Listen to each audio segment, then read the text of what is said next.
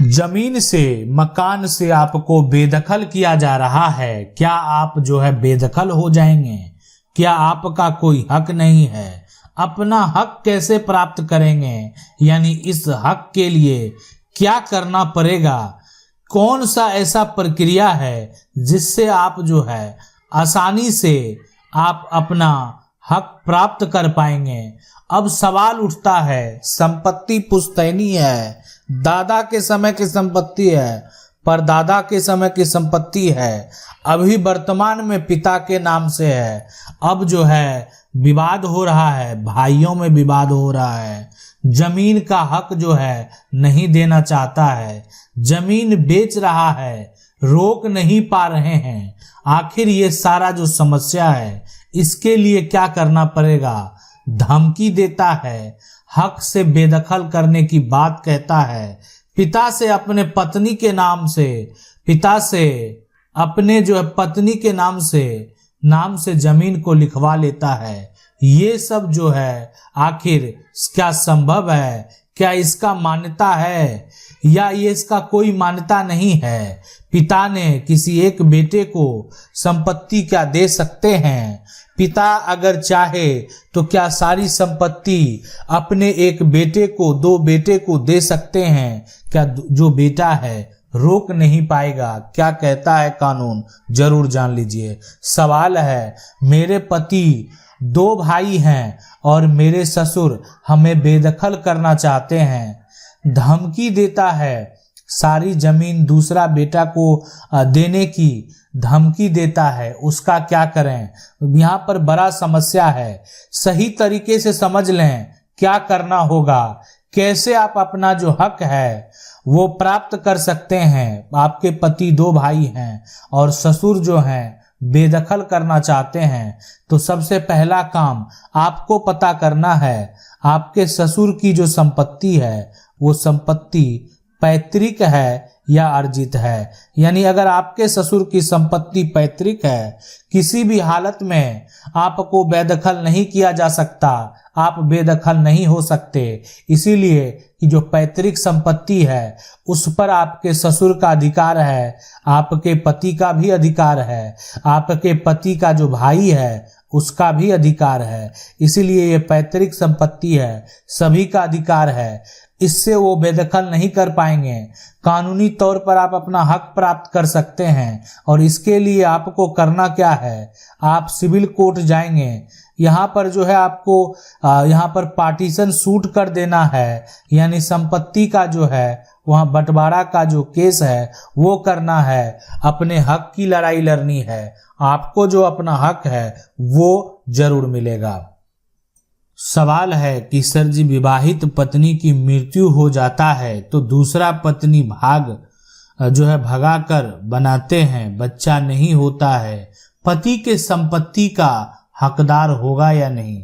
देखें, मैं आपको बता दूं सबसे पहले कि अगर जो संपत्ति के हक की बात है तो हक बिल्कुल मिलेगा। अगर जो पहली पत्नी है, पहली पत्नी के अगर बच्चे हैं उनका अधिकार है, और अगर पहली पत्नी की मृत्यु हो जाती है उसके बाद जो व्यक्ति है वो विवाह करता है, सही तरीके से कानूनी तरीके से करता है, तो उस केस में अगर जो एक तरह से अगर विवाह का जो रिश्ता है वो अगर बरकरार है तो वो अपना हक का दावा कर सकती है। सवाल है, पैतृक संपत्ति को यहाँ पर जो है वो बंटवारे के बाद कोई पति अपने पत्नी के नाम से केवाला कर सकता है?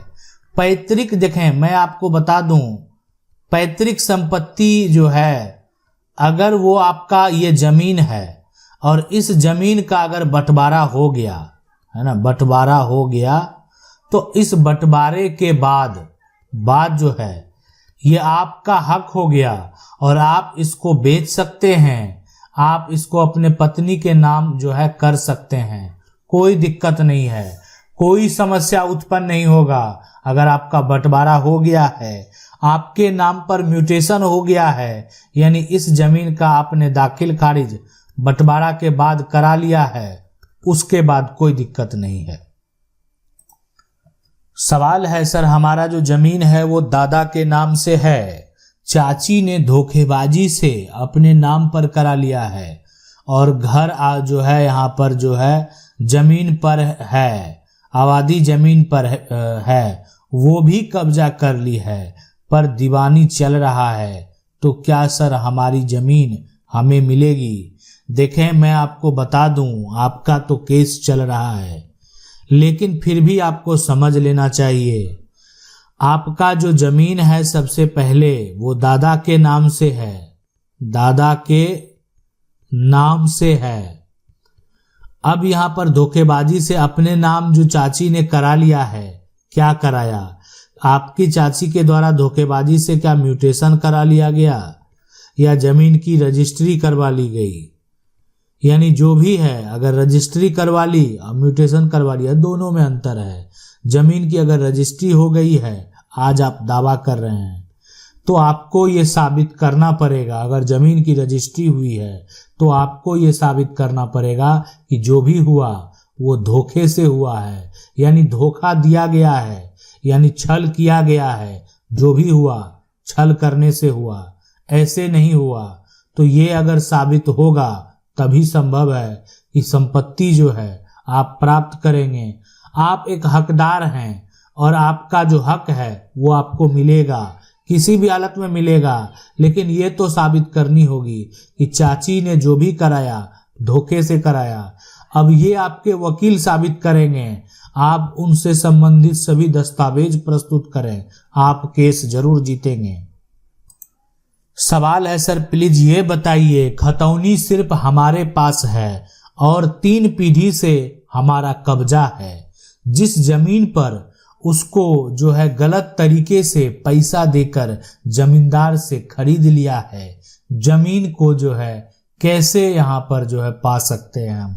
कोई सबसे बड़ी बात, यहाँ पर जो है खतौनी है और वो आपके पास है, 3 पीढ़ी से कब्जा है, जमीन पर जो है कब्जा है, आपके पास कब्जा है, पर उसको कोई गलत तरीके से पैसा देकर अगर खरीद लिया है, आपको परेशान कर रहा है, आप खुद उसके ऊपर केस फाइल करें और आपको किसी भी हालत में अपना कब्जा जो है, कब्जा खाली नहीं करना है, कब्जा नहीं छोड़ना है।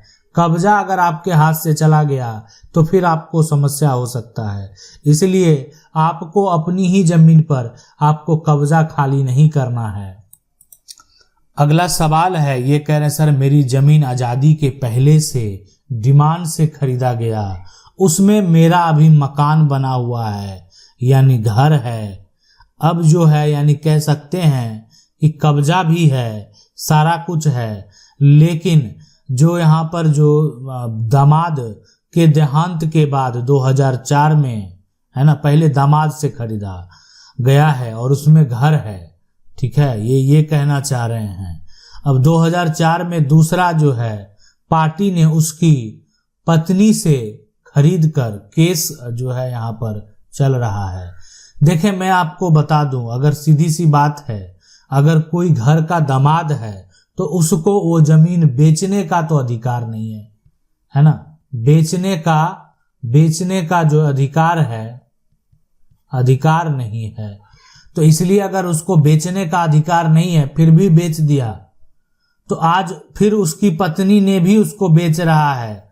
कानूनी तौर पर मैं आपको बता दूं कि जो सही दस्तावेज वही होंगे जो उनकी पत्नी के द्वारा बेचा गया है, इसलिए कि वो उस घर की बेटी है, संपत्ति उसकी है और फिर वो दोबारा बेच भी रही है। एक बार उसकी पति के द्वारा बेचा जा रहा है, एक बार उसकी पत्नी के द्वारा बेचा जा रहा है।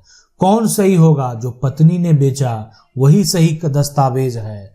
अब लेकिन जो पति के द्वारा बेचा गया, दामाद के द्वारा यहाँ पर जो बेचा गया, अब उस बेचने के बाद जो है उस पर घर भी बना दिया गया, मकान भी बना दिया गया। तो आखिर अब क्या होने वाला है, कैसे होने वाला है, क्या प्रक्रिया है, ये बात आप जरूर जान लीजिए। तो देखें, ये जमीन की अगर हम बात करेंगे, मकान की अगर हम बात करेंगे, तो सबसे पहले ये जो यहाँ पर देख रहे हैं ये जमीन का टुकड़ा है और इस पर अगर हम मकान की बात करेंगे, मकान बना लिए, आपका कब्जा है, ये आपके पास एक प्लस पॉइंट है। मामला कोर्ट में जाएगा। अब कोर्ट जो है, कोर्ट का फैसला किस प्रकार जो क्या दिया जाता है, हर सिचुएशन को देखते हुए क्या फैसला होता है, ये तो बाद की बात है। लेकिन अगर यहाँ पर देखें तो इस संपत्ति में अगर सही दस्तावेज की बात करें तो सही दस्तावेज वही कहलाएगा जो उनकी पत्नी ने बेचा है। आशा करते हैं वीडियो अच्छा लगा होगा। वीडियो को लाइक जरूर कर दें। चैनल को पहली बार देख रहे हैं, सब्सक्राइब करके जो बेल आइकन है उसको जरूर दबा लें। मिलते हैं अगले वीडियो में, तब तक के लिए जय हिंद।